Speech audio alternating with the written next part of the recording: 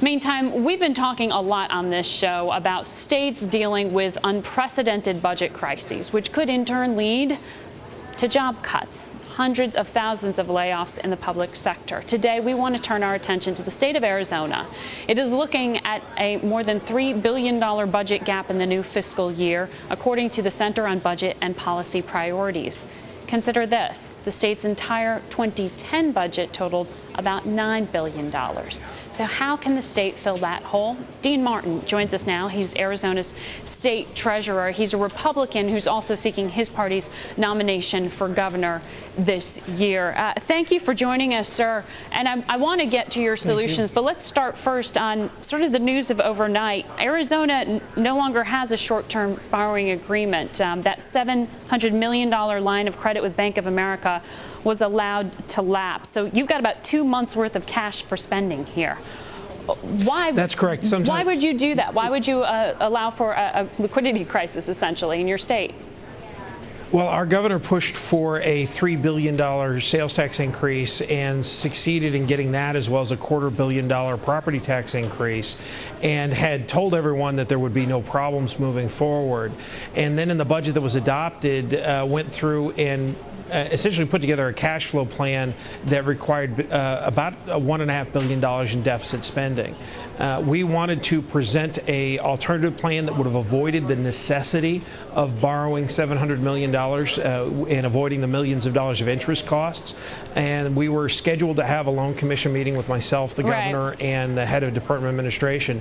She failed to show, and because she did not show, but I know, and I've read that, and the governor has said that she was at other meetings dealing with immigration. But sir, you're the state treasurer. I mean, you're out there, I'm sure, with your arms waving, saying this is something that needs to be paid attention to. Why would you allow for this to become a cash flow problem? What are you going to do? Well, we're trying to get the state of Arizona not to spend money it doesn't have. As long as it continues to do that, the cash position gets worse. And if that means literally cutting up the state's credit cards, I'm willing to do that to force them to basically restrain spending to a point that is sustainable. Well, you're running for governor against the current governor you're referring to here. You've already raised, in the state of Arizona, sales tax already has been rolled out. Tax revenue, of course, is down. There are already cuts to Medicaid. How would you make the necessary cuts to make up the difference here without having to borrow? Well, there's a couple different ways to do that. First of all, you can modernize our Medicaid programs with copays and premiums and save $1 billion a year. Freezing spending and doing those two things alone balances our budget.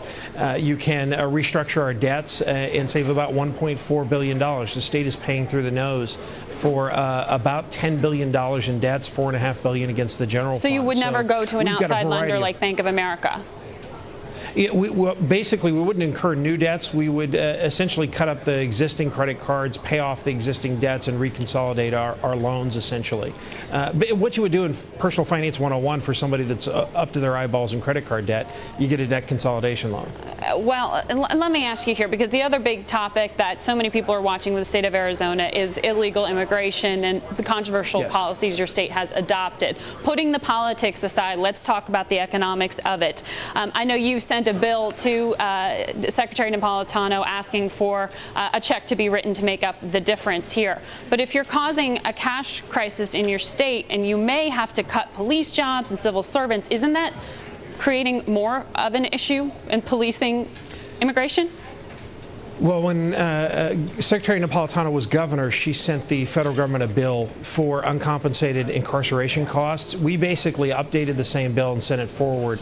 We've got about $784 million in uncompensated costs through 2008.